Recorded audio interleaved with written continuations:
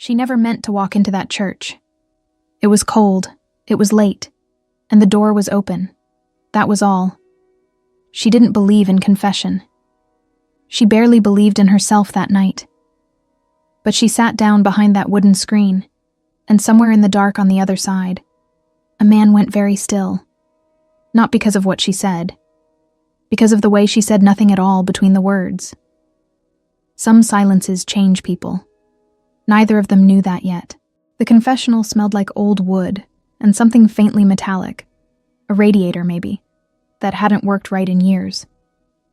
Miguel had oiled the hinges on that door last fall, and he remembered thinking the whole booth might not survive another winter. It had.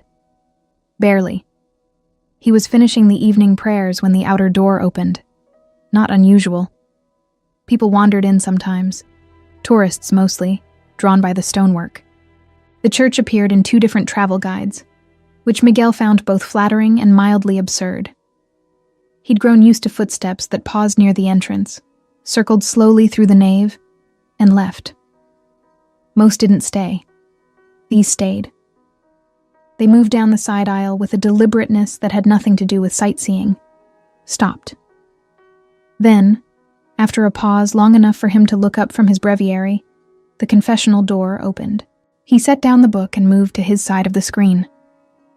She settled in slowly, not with the practiced ease of someone who'd done this many times. There was a quiet, careful sound of a coat being adjusted. Then nothing. He waited. That was part of it. People needed a moment. This one needed more than a moment. He looked at the grain of the wooden screen without really seeing it. Through the lattice, in the low candlelight from the altar, he could make out almost nothing. A shoulder. Dark hair, slightly damp from outside. "Take your time," he said. It came out quieter than he intended. Silence. Then, "I'm not sure I know how to do this." Her voice was low and even, not nervous exactly. Careful, like someone choosing words the way you'd cross ice, testing each step before committing. "That's all right," Miguel said. "There's no wrong way to start." She made a sound, short, not quite a laugh. "My grandmother would disagree." He didn't respond. It was too specific, too human.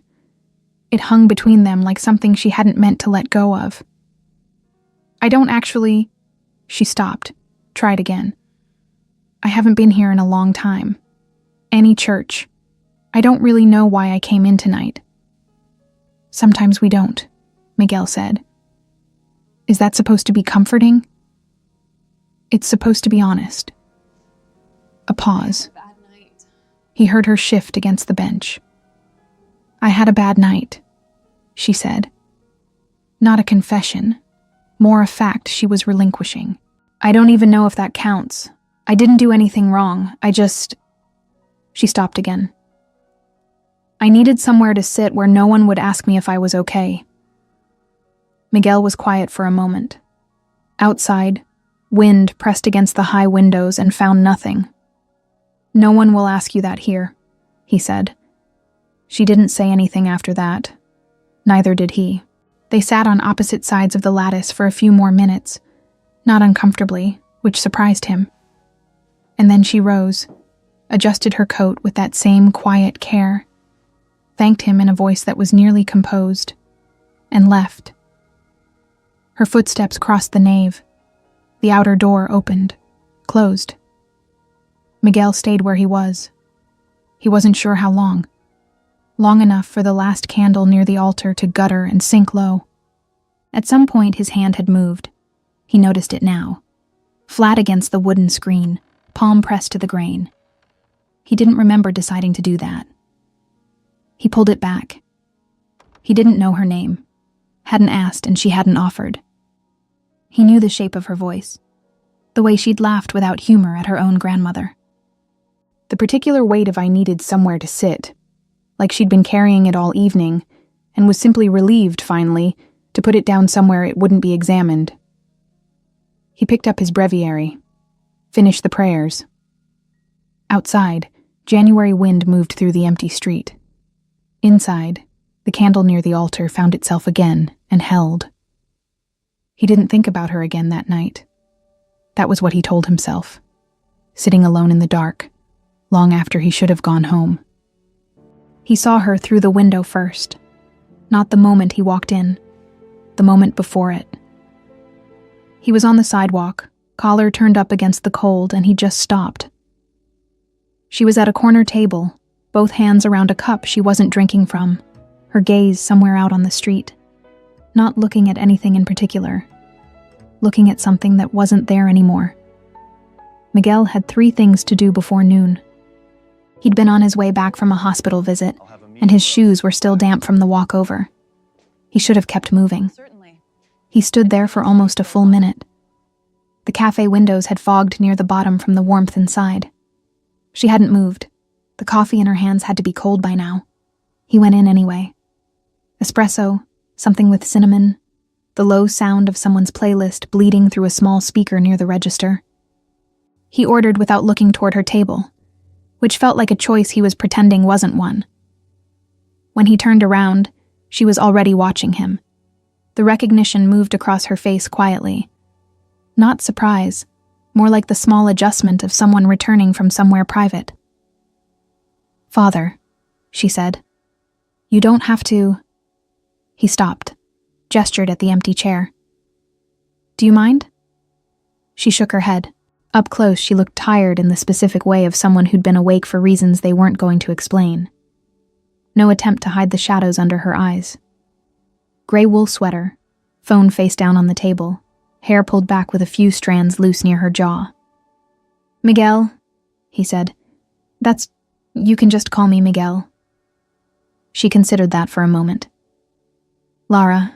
They shook hands across a cafe table, which was a strange thing to do, given that she'd sat in his confessional twice, but it felt oddly correct, like they were acknowledging that they were starting from somewhere real this time. "You come here a lot?" she asked, then caught herself. "Sorry, that came out." Are you sure we "It should be did," doing this? he said. It feels dangerous. "But yes, most mornings. Maybe that's why it feels so I've never seen you here. I've never seen you here either." coffee. I just wanted something She turned back to the window. "I usually go somewhere near the hospital. But this morning a small pause. I needed somewhere that wasn't that." He didn't ask what that meant. She didn't offer it. Priests are just A delivery truck passed outside and rattled the glass briefly, very and then it was specific quiet again. about their doubts. "How's the coffee?" he asked. She looked down at her cup like she'd briefly forgotten it was there. Cold. "Do you want me to?" "No." Something almost like a smile. "I don't actually want coffee. Anything exciting? I just wanted something to hold on to." Really? Just this? She heard herself say it. It's nice. He could tell. The slight shift in her expression, not quite embarrassment, more the awareness of having been more honest than intended. "That happens," he said. "Does it happen to priests?" He thought about it for a second. Priests are just people who got very specific about their doubts. She looked at him differently after that. Not long, just a beat, like she was deciding something. Then she reached for her cup and took a sip of the cold coffee without making a face about it. They talked for another 20 minutes. The bookshop on Dwight Street she'd been meaning to visit, the cold that had gone on too long, a construction project near the hospital that had been blocking the same intersection for 3 months. Nothing that mattered. Nothing that would survive being repeated. When Miguel stood to leave, he picked up his cup and found it still full. He set it on the counter on his way out. On the sidewalk, he paused, hands in his pockets. Through the glass, he could see her still at the table, back to watching the street, hands around a cup that had gone cold again. He didn't go back in. That part was easy. The walk back took 11 minutes longer than it needed to. He noticed this only when he was already at his desk, sitting with an open book in front of him, not reading a single word of it. She came back on a Thursday. Miguel knew it was her before she reached the confessional. Something in the pace of her footsteps, the way they slowed near the door like she was still deciding. He set down his pen, waited. The door opened. She sat. No coat adjusting this time, no sounds of settling in, just stillness. He let it be still. A car passed outside.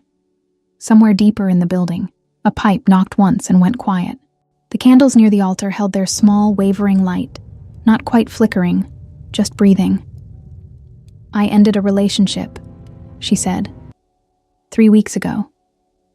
Flat. Not the flatness of someone keeping something down. More like someone who'd turned the same thing over so many times they'd worn it smooth. 5 years, she added. If that changes anything. Does it? Miguel asked. A pause.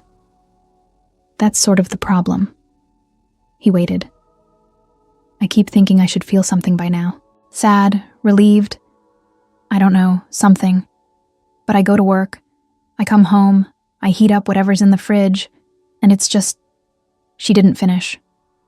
Like it didn't happen. Like the whole thing dissolved. Outside, someone laughed at something. A passing sound, gone before it fully registered. I think that's what scares me, she said. Not the ending, the nothing after. Sadness would at least make sense. This just feels like I missed the part where it was supposed to matter. Miguel stayed quiet long enough that she shifted on the bench. You still there? She asked. I'm here. Nothing else. She seemed to sit with that for a moment. That's it? I don't think you came here for advice. A longer pause this time. No, she said, quieter. I don't think I did either. What followed wasn't uncomfortable.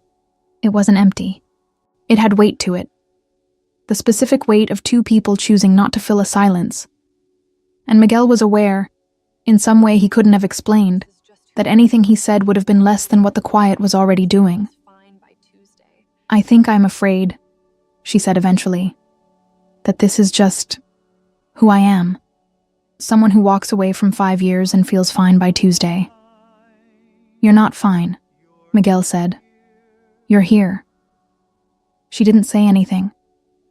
He heard a small exhale, not a laugh exactly, not quite a sigh, something between. Is that absolution? It's an observation. From a priest. From someone sitting in the dark on the other side of a wall, he said. Take it for what it is. That one got through. He could tell. A brief, unguarded laugh, the kind that escapes before you've decided to allow it. It shifted something in the air. Not dramatically, just the way a room shifts when someone cracks a window. Same space, slightly different atmosphere. She stayed a few minutes more, said less, partial thoughts, sentences that trailed off. He didn't reach in to finish them. When she finally stood, she held the door a moment before opening it. Same time next week? Almost dry, like she was confirming a recurring calendar event. I'll be here, Miguel said. The door closed. He didn't move right away. The candles had burned noticeably lower. He registered this with the delayed clarity of someone surfacing from something. He'd sat in that room with people carrying much heavier things than a relationship that had quietly ended. He'd offered the same words, the same presence, and it had been enough. It wasn't that she needed more. It was that he'd wanted to give it differently. Without the screen. Without the particular voice he used in that room, careful and measured and correct. He'd wanted to say you're not fine the way a person says it, not the way a priest does. And the distance between those two things hadn't bothered him before tonight. That want stayed with him. Small, uninvited. Still there when he turned off the lights and locked the side door and walked home through the cold. His breath fogging ahead of him in the dark. He almost didn't go in. She'd mentioned the place at the cafe. Offhand. Not even a recommendation, really. Just a reference. And it had stuck the way small things sometimes do. He'd walked past it twice since then. On a Saturday afternoon with nowhere particular to be, he finally pushed the door open. The bell above it was small and old. Inside, paper, dust, something faintly cedar. Shelves that ran floor to ceiling and leaned slightly inward. the way shelves do when they've been overfilled for years and have quietly given up on vertical. A handwritten sign near the register read, I know. "Organized by feeling, not genre." Okay. Below that, Goodbye. smaller, "Ask us if you're lost." He was browsing the back wall when he heard her. She was on the phone near the window, half turned away, one hand resting loosely on a shelf. Jeans, a dark burgundy jacket he hadn't seen before, hair down. No scrubs, no heavy coat. He took this in quickly and looked back at the shelf in front of him. She ended the call, turned, found him. A small beat, the kind that happens when two people need a second to adjust. "You came," she said. "You mentioned it. That was 3 weeks ago. I have a slow reading list." The corner of her mouth moved, not quite a smile. She glanced at the book in his hand, a Chekhov collection, cover worn soft at the edges, picked up without In thinking. a good way, I think. "That one's good," she said. "You've read it?" "The last story wrecked me for about a week." A pause. "In a good way, I think." He turned it over, looked at the back without really reading it. "What happens?" "I'm not telling you." He tucked it under his arm. They drifted, not deliberately together, just the natural result of two people in a small space who keep ending up in the same aisle. She pulled a novel from a low shelf and handed it to him without explanation. He read the first page standing there, then put it back. "Not for you?" she asked. "Too much happens in the first paragraph." "Some people like that." "Some people eat standing over the sink," he said. "Doesn't make it dinner." She looked at him for a moment. Something in her expression quietly shifting, like she was updating a small assumption. They stayed in the same section for close to 20 minutes. She picked up a book he knew and asked what he'd thought of the ending. He told her. She disagreed, not sharply, but with the kind of specificity that comes from actually having thought about it. "The ending is the point," she said. "The ending undoes everything before it." What's the point of "Yes, building that's what something I that said. can't still surprise You said it like it's a good thing." "It is." Some things are She took the book from his hands and turned to the last page, surprise. not to read it, just to gesture at it. "What's the point of building something that can't still surprise you?" exhausting? Miguel leaned back against the shelf. "Some things are built to hold, not to surprise." She considered that, handed the book back. "That sounds exhausting. It sounds stable. Sometimes those are the same thing." He didn't answer. She seemed to sense it, stepped past him to reach something on a higher shelf, close enough that he caught the faint smell of her shampoo. Clean, nothing dramatic. He shifted slightly to his left without making it a thing. They found their way to the door about 40 minutes after he'd arrived. Neither of them had bought anything. He still had the Chekhov under his arm, which he only noticed on the sidewalk. The cold had loosened a little. Still March, but the kind of afternoon that makes a vague promise about April. She pulled her jacket closed. He shifted the book to his other arm. "Read the last story first," she said. "That's not how books work. It's how that one works." She left the way people do when something else is already pulling at them. Present until she wasn't, turning left at the corner and gone. He stood on the sidewalk a moment longer than necessary. On the walk back, he kept returning to it. "What's the point of building something that can't still surprise you?" And he was still turning it over when he reached the parish door, which told him something he decided not to look at directly. Not yet. He read the last story first anyway. She was right. The fluorescent lights in that corridor never quite decided what they were doing.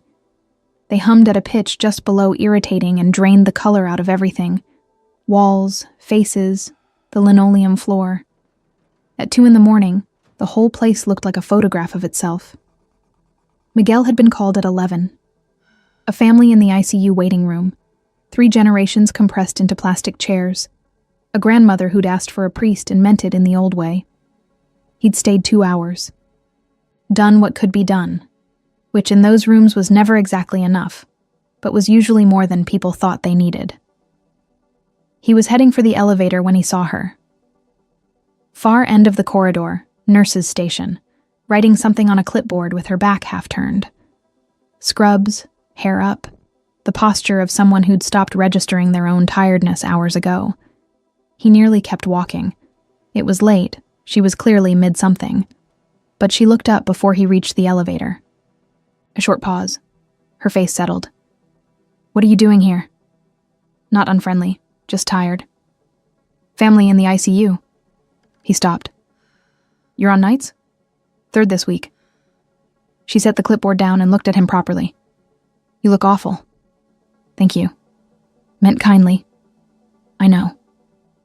She tilted her head toward an alcove down the hall. 2 chairs, a vending machine glowing amber against the dim wall. "I've got maybe 12 minutes. You want terrible coffee?" He did. The machine produced something that approximated coffee, in a cup too thin to hold comfortably. Lara took hers without comment, and dropped into the chair like someone who'd run out of the energy required to sit down carefully. Miguel took the one beside her. The plastic was exactly as unforgiving as it looked. Neither of them spoke for a while. A monitor beeped somewhere down the hall, slow and even. A door opened and closed further away. "How was it?" she asked. "The family?" "Hard." He turned the cup in his hands. The grandmother was calm. That's sometimes more difficult than when they're not. Lara nodded, looking at nothing in particular. "I had a patient last week. 43, totally lucid, knew everything that was happening." She paused. "He kept apologizing to us. Said he didn't want to be a bother." A beat. He wasn't being a bother at all. Miguel didn't fill the silence. It didn't need filling. "I hate this floor sometimes," she said. Then, almost in the same breath, "No, I don't." "I know." She glanced at him sideways. "Does it get easier, being the person they call at 2 a.m? "No. You just get better at carrying it home." "That's not very comforting." "I'm not trying to be. You'd see through it anyway." She was quiet a moment. Then something softened at the edge of her expression. Not quite a smile, more the shape one leaves behind. "Probably." The vending machine hummed. Miguel drank the bad coffee and found he didn't mind it. There was something about hospitals at this hour. The way everything contracted. The ordinary distances between people becoming slightly less fixed. He wasn't quite a priest in this corridor. She wasn't quite his parishioner. They were just 2 people who'd been carrying other people's weight all night, sitting in plastic chairs, too tired to be anything other than straightforward with each other. He didn't notice when she fell asleep. It was gradual. Her breathing evening out, her head tipping sideways by degrees, and then simply coming to rest against his shoulder, with the quiet logic of a body that had finally stopped arguing with itself. He didn't move. Not a decision exactly. More that moving would have been the wrong thing, and he knew it. She slept maybe 2 minutes before her pager went off. She was upright immediately, blinking, already reaching for it, back in the room before she'd fully returned to it. "Sorry." Standing now. "I didn't mean to." "It's fine." She looked at him for a second. Something crossed her face that she didn't translate into words. Then she was already moving. Back into the corridor, back under the flat light, clipboard retrieved, the brisk efficiency of someone who'd learned to surface quickly. Miguel sat with his empty cup. The chair beside him still held a trace of warmth. He didn't look at it. Just stood, straightened his coat, and walked to the elevator. Outside, the air was cold and tasted like a winter that hadn't finished. He stood at the entrance a moment, hands in his pockets. He thought about the grandmother, her strange, unnerving calm. He thought about Lara saying, "I hate this floor," and taking it back before it had even landed. He got in his car, sat for a moment before starting it. The drive home was 12 minutes. It felt like more. She came later than usual. Miguel had already switched off the sacristy lights and was checking the side door when the outer entrance opened. He recognized her footsteps without thinking about it, which was itself something he'd been trying not to examine. He went back to his side of the screen. She sat differently tonight. No pause. No small sounds of adjusting. Just an immediate stillness, the kind that comes from having rehearsed something the whole way over. He waited. I don't really have a confession. A beat. I mean, I do. But it's complicated. He didn't prompt her. I've been thinking about someone. She paused. Someone I shouldn't be. That's the short version. Outside, rain had started. Not heavy. Just the quiet, settled kind that arrives for the night and doesn't announce itself. When I'm with this person, she said, the things that usually follow me around just stop. Go quiet. And I can't tell if that's something real or if I'm just using him to not think about everything else. Miguel was still. Not the habitual stillness of the confessional, something more deliberate than that. Something that cost him slightly. Is that a sin? She asked, finding someone who makes it quieter. He took a careful breath. That depends on what you do with it. I haven't done anything. Then what are you confessing? The rain tapped at the high windows. A long pause. That I want to, she said. And that wanting to already feels like something I owe someone an apology for. The wooden screen between them was old and close and dark. Miguel became aware of the distance, or the lack of it, in a way he didn't usually let himself register. Who is he? The question came out before he could shape it differently. Too direct. Not a confessor's question. Or not only that. She caught it. A small silence. Does it matter? Careful. Not unfriendly. No. He said it quickly. You're right. It doesn't. She shifted on the bench. The rain kept on outside, finding the gutters, running unevenly through the old downspouts. I'm not asking you to fix anything, she said. I don't even know if it's broken. I just needed somewhere to put it that wasn't... She stopped. Inside my own head. I understand. It came out quieter than he meant. She noticed. He could tell by the way the silence that followed changed texture, became more attentive without anything moving. Are you all right? She asked. He hadn't expected that. In years of sitting in this confessional, the question had never come from that side of the screen. Yes, he said. She didn't push it, but she didn't leave either. The silence stretched in a way that felt less like a confessional, and more like two people in a room together, aware of each other in a way the room had never been intended to hold. He gave absolution when it was time. His voice was steady, the words in their proper order.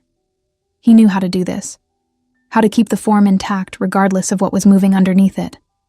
Years of training for exactly this kind of composure. What the training hadn't accounted for was absolving someone for thoughts that were also his. She thanked him in a voice that was almost entirely normal. Stood. Her hand rested on the door a moment. Same time next week? The same question she'd first asked months ago. The same dry tone. But it meant something different now, and both of them could hear it. Less a routine, more a threshold they were deciding, together, whether to keep crossing. I'll be here, Miguel said. The door closed. He didn't move for a long time after her footsteps faded. The rain had thickened outside. He could hear it working through the gutters, spilling unevenly into the dark below. He pressed the back of his hand against the screen. Not the palm. The knuckles. Something that felt less like reaching toward and more like bracing against, as if the wood might hold him steady if he pressed hard enough. It didn't, particularly. He sat until the candles burned low, and the cold crept in from the stone walls, and the rain gave no sign of relenting. When he finally stood, his legs were stiff, and the church felt emptier than usual, the way places do after someone has recently left them. He locked the side door, walked home without opening his umbrella. The rain soaked through his coat slowly, and he let it. The park had mostly emptied out. Late afternoon, The kind of October light that comes in low and at an angle and makes everything look briefly like it means something. A few joggers on the far path, too distant to register. The leaves were coming down steadily, not in any dramatic way, just the quiet, ongoing release of things that had been holding on. Miguel hadn't planned to come here. He'd been walking without direction again, which had become a habit he hadn't quite named yet. Long routes through parts of the city he had no particular business in, ending up places without having decided to go to them. He saw her near the ridge overlook, sitting on the bench with her hands in her jacket pockets, looking out at the city below. She didn't notice him until he was close enough that walking past would have been strange. She looked up. Something crossed her face. Not surprise. Something lower key than that. "You come here?" she asked. "Apparently." He nodded at the bench. "Is this—" "Sit down, Miguel." He sat. The wood was cold through his coat. Below them the city spread out in the failing light. Rooftops, the university towers, the distant gray suggestion of the sound. A gust came through and scattered leaves across the path. Neither of them spoke. "I didn't know you walked," she said after a while. "I didn't used to." She nodded. Didn't ask what had changed. He was grateful for that. The silence between them had become something different over the past months, less like a gap and more like a room they both fit in. He'd noticed it happening gradually, the way you notice a season changing only after it already has. "I've been thinking about choices," he said. He hadn't planned to. She turned her head slightly without quite looking at him. "Not Faith. It's not that." He paused. "I made certain decisions when I was 23, and they were right for who I was at 23. He stopped. Tried a different angle. "I understood what I was choosing. I don't think I understood what I was giving up." "You're not 23 anymore," she said. "No." Down on the lower path, a dog sprinted through a pile of leaves, and its owner called after it half-heartedly. The sound carried up and then faded. "Do you regret it?" she asked. Careful, like she already knew the question was heavier than it sounded. He sat with it. "Regret isn't the right word. I built something real. I still believe in it." A pause. "But I've been noticing lately what it closes off. And I didn't. I was 23. I thought I understood the whole shape of it." Lara looked out at the city. Does anyone really understand what they're foreclosing? Maybe not. "I was with someone for 5 years, she said. "I thought I knew exactly what I was in. Turns out I mostly knew what I wanted it to be." She paused. "I think we make decisions and then spend years figuring out what we actually decided." He looked at her. Her jaw had that particular set it got when she was working something out, and hadn't finished yet. "What were you going to say?" he asked. "Before the 5 years." She glanced at him. "When?" "Just now. You started to say something." A beat. Something moved across her face and then settled back. Nothing. She stood, pulling her jacket closed. The light had gone gray while they were sitting, the amber completely gone now, the city below shifting into its evening register. "I should head back." He stood too. For a moment they were facing each other on the path, and there was a specific, identifiable beat, the kind where the conversation could have finally become what it had been about the whole time. She looked at him with something he couldn't entirely name. Not guarded, the opposite, open in a way that seemed like it cost her to sustain. Then she turned and walked back down the path. He watched her go. The wind moved the leaves around her feet in small, unhurried drifts. He could have called her name. He knew that clearly, standing there, that the distance was still closable, that she would have stopped. The knowledge of it was very specific. He didn't call. Hands in his pockets, he stood at the overlook a while longer. The light gave out entirely. The temperature fell the way it does in October once the sun is gone, Not gradually, just suddenly less. He took the long way home. Not to think. He'd already done enough of that. More because arriving home directly would have felt like a decision, and he wasn't ready to make it yet. The storm came in faster than anyone had predicted. By mid-afternoon, the sky had turned that specific shade of gray that isn't overcast so much as decided. By 6, the wind was hitting the street trees hard enough to make them argue back. Miguel had been 3 floors up in Lara's building. Arthur Reyes, First Friday Communion, instant coffee that Miguel always accepted and rarely finished. He was in the elevator going down when he pressed her floor. There was a book in his coat pocket, a thin collection of essays he'd borrowed weeks ago and kept meaning to return. He'd been carrying it around long enough that it had started to feel like an excuse looking for an occasion. He stood at her door a beat longer than necessary before knocking. She opened it in socked feet, hair loose, a dish towel over one shoulder. She glanced at him, then past him at the hallway window where rain was coming in sideways.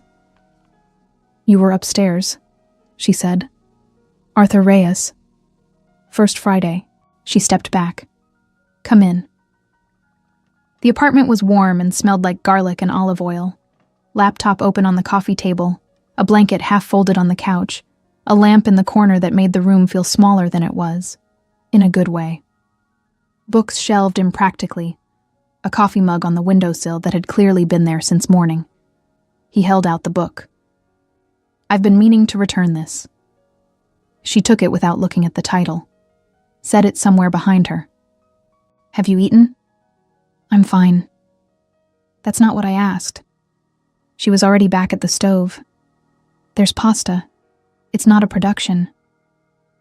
He stood in the middle of the room for a moment, coat still on, then hung it by the door because keeping it on would have made a point he didn't want to make.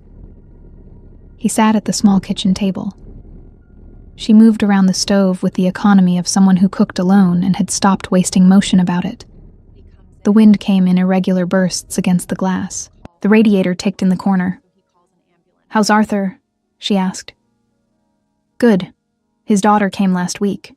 He mentioned it approximately 11 times. He talks about her constantly in the ER too. You know him? He comes in when he gets anxious. Nothing medical. He just doesn't want to call her and worry her." A pause. "So he calls an ambulance instead." "That's either very practical or very sad." "Probably both." The storm continued its work outside while they talked. About a construction project near the parish dividing the neighborhood. About a book she'd started and wasn't sure about. About a patient who'd said something funny during triage that she'd been thinking about for days. The rain against the windows was constant, occasionally broken by the sound of something in the street giving way. Inside, none of it reached them. She set a bowl in front of him without ceremony and sat across the table with her own. The food was good. Simple and properly put together. The kind of cooking that doesn't ask for a reaction. Miguel ate more than he expected to. "You didn't have to do this," he said. "I know." She wound pasta around her fork without looking up. "You'd have stood there in your coat being gracious about not being hungry." I took my coat off. After deciding whether to for about half a minute. He looked at her. She kept her attention on the bowl, but there was something at the edge of her expression. Not quite amusement, just the neighborhood of it. She made tea after dinner without asking. He ended up on the couch with his cup, and when she came back from the kitchen, she sat at the other end, legs tucked underneath her, the blanket across her lap, the lamp. The storm doing what it had been doing for hours. They talked for a long time, nothing with weight to it. Observations, small things, the kind of conversation that doesn't go anywhere because it doesn't need to. Miguel was careful not to examine the ease of it too directly. That kind of ease is delicate. It doesn't survive being looked at straight on. At some point he noticed the rain had changed. The wind had pulled back. The sound against the glass was lighter now, intermittent. The storm had apparently decided it was finished. He set down his cup. "I should go." She nodded. Didn't add anything. He got his coat. She walked him to the door, 4 steps in that apartment, maybe 5. He turned to say something on the threshold. Good night, probably. Thank you for the food. Something that would close the evening cleanly. Miguel, she said. Just that. His name, and then nothing. He stayed where he was, one hand on the doorframe. The hallway behind him was yellow lit and quiet, and completely unremarkable. A moment passed that felt longer than it was. He said goodnight and left. He took the stairs. At the bottom, he pushed out into the street. Cold air, clean after the rain, the pavement shining under the streetlights with everything the storm had shaken loose. He walked home with his hands in his pockets. Her voice stayed with him. Not what she'd said, just the way she'd said it. His name, stripped of everything else, offered like something she'd been holding for a while. The church was locked. She'd known it would be. She stood outside anyway, breath visible in the cold, looking up at the stone facade with the particular stillness of someone who hasn't quite decided yet. The streetlight caught the ironwork above the entrance. Everything else was dark and quiet and waiting. She tried the side door. It opened. Inside, the nave in near darkness, a handful of candles near the altar, the red sanctuary lamp doing its low, permanent work in the corner. The confessional sat at the far end in shadow. She walked toward it, her footsteps against the stone floor too loud for the hour. He was there. She'd known that too. She wasn't sure what it meant that she'd known. About him, about herself, about the months that had led to this particular midnight. She didn't open the door. She stood beside it instead, close enough to speak through the wood. She could sense him on the other side. Not moving. Just there.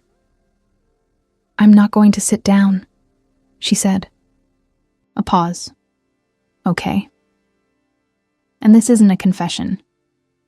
Her hand found the doorframe. I'm done confessing things I don't regret. The candles held their small light. Outside, the city was doing its best impression of silence.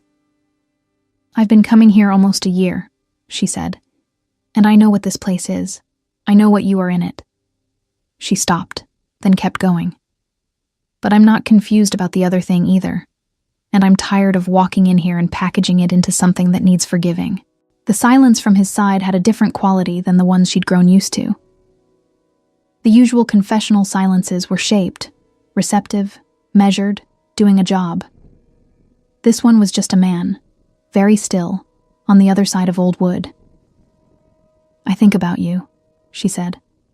Not in a way I can turn into a sin, even when I try.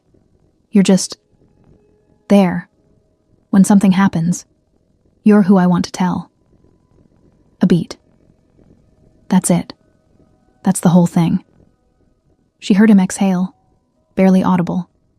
Lara, I'm not asking for anything. Fast, but not sharp. She needed it said before it became something else. I'm not asking you to change or choose or explain yourself. I just couldn't keep sitting on that side of the screen and pretending I was here for absolution. The grain of the wood was uneven under her palm, worn smooth in some places, rough in others. She'd spent months on the other side of it without ever touching it like this. I know what you carry, she said. I know it's real and it matters. Shorter pause this time. I just can't keep pretending. Silence. Then, from the other side of the wall, the quiet sound of him rising, unhurried. And then, through the lattice, the softer sound of his hand settling against the wood. She looked at the screen, the dark geometry of the lattice, the shadow beyond it. She raised her own hand, pressed it flat against her side of the wall. The wall didn't disappear. Neither of them was suggesting it should. That wasn't what this was. It was something quieter and more considered than that. Two people, finally, telling the truth about a thing that had been true for a long time without either of them saying so. They stayed like that. Her palm against the wood, his on the other side, the wall between them exactly as solid as it had always been. Nobody cried. The moment wasn't built for that. It was built for something heavier and more still, the kind that arrives without announcement and that you understand. While it's happening, you will remember in detail. She lowered her hand first. "I'll go," she said. "Wait." Low, unhurried, not a request, just a word he needed to put into the room. She waited. He didn't say anything else. She understood that. Some things don't come with a next sentence. Some things only need to be allowed to exist for a moment before everything closes back around them. She walked the length of the nave. Stone underfoot, candles at the altar, the red lamp unwavering in the dark. At the door, she didn't look back. Not from fear of what she'd see. She already knew what was there. A man standing in a small dark space, one hand still against old wood, in a church that had held stranger things than this and would hold them still. For the first time since January, neither of them had pretended the wall was the reason they came. He'd driven out before sunrise. Not on impulse. That mattered to him. It had been a decision made slowly, over several weeks, the kind that doesn't arrive complete, but builds from smaller things until you realize it's already been made. 40 minutes on mostly empty roads. He'd left while the sky was still fully dark and arrived as it was beginning to reconsider. She was already there. He could see her from the parking area, standing where the grass ended and the sand began, hands in her coat pockets, facing the water. He stayed in the car for a moment before getting out. Not stalling. More the way you pause at a threshold just to acknowledge it. The sand was cold and packed firm. The sound spread out flat and gray ahead of him. The horizon barely a distinction from the sky. No wind. The water moved in long, unhurried swells that arrived and dissolved without drama. She heard him and turned. She had that particular look of someone who'd been outside in December long enough for it to register. Color in her cheeks, eyes sharp, a quality of presence that cold air brings out. She watched him cross the sand without speaking until the distance made speaking easy. "You found it," she said. "Your directions were good." "I wasn't sure you'd come." He stopped beside her. "I said I would." She turned back to the water. They stood side by side in the early gray, close but not touching, the sound doing its slow work in front of them. 9 years. He'd held his vows seriously. Not without difficulty, no one does, but with genuine weight, the kind that comes from understanding what you're actually agreeing to. The week since the church had not been a crisis. More like a long reckoning with himself, conducted mostly before dawn in an empty parish, going over the same ground until it stopped shifting underfoot. He hadn't explained all of it to her. Some she knew. Some he suspected she'd understood without needing to be told. "How are you?" she asked. A real question, not a pleasantry. "Strange," he said, but like the right kind of strange. She nodded once, accepted that without pressing it. A gull moved overhead and banked toward the tree line. At the horizon, the gray had started warming, not dramatically, just a suggestion of what was coming. "I keep thinking about what you said," he said. "In the church." "Which part?" "That you were done pretending." He kept his eyes on the water. "I'd been doing the same thing, longer than you, probably." She was quiet beside him. "Not about faith. That's still real. I know how to hold that." A pause. "But I kept telling myself everything else was manageable. That I could be in your kitchen during a storm and walk home, and that would be fine. That I could sit on the other side of a wall from you, and that would be enough." He stopped. It wasn't. The water moved. The horizon continued its slow brightening. You weren't something "I know," she said, in case not with any satisfaction in it, just the plain acknowledgement of something both of them had known for a while. He looked at her. She was watching the water with the expression he'd come to recognize over the past year. Surface level composed. Something else entirely underneath. The specific combination that was just her. I don't know what comes next, he said. I want to say that clearly. This isn't me arriving with a plan. I know. I just needed you to know the decision was real, that you weren't... He paused, looking for the right words and not quite finding them. That I wasn't just managing you. She turned to look at him then, directly, the way she'd rarely done in the early months. You weren't something I was managing either, she said, in case that needed saying. It did, a little. The sun came up the way it does in December, without announcement, without the easy confidence of other seasons. Just a slow warming at the edge of things, the gray shifting by degrees into something else, the surface of the water beginning to catch and hold the light. He reached for her hand, not quickly. The way you move when you've already decided. No performance of spontaneity, no hesitation either. His fingers found hers at her side, and she turned her hand slightly, just enough to meet them. They stood there. Water, cold air, the light still arriving. Neither of them spoke. There was nothing the moment needed added to it. He thought about January. A dark church, a door left open, footsteps slowing outside a confessional like someone still making up their mind. A voice he hadn't known yet, careful, low, saying, I'm not sure I know how to do this. He hadn't either, as it turned out. The sun kept rising, unhurried. The water took the light in long, shifting lines across its surface. Lara's hand was warm in his. He didn't know the shape of everything ahead.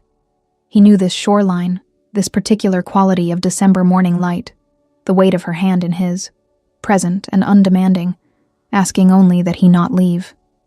He didn't. Some doors open because someone left them unlocked. Some silences say more than the words that follow. And some people find each other not in spite of everything standing between them, but because they were both honest enough finally to stop pretending the wall was the point. This was never a love story about certainty. It was one about courage, the quiet, unglamorous kind. Go ahead and like the video, subscribe to the channel, and turn on notifications so you don't miss a single story. Now, if you want to take it further, experience everything ad-free, uninterrupted, and with an intensity that can't be shown here, check out my Allure TV app. The link is in the first pinned comment. There are new stories every day, with deeper, more engaging romances, and you'll even find some steamy stories there. It's on another level. Check it out now.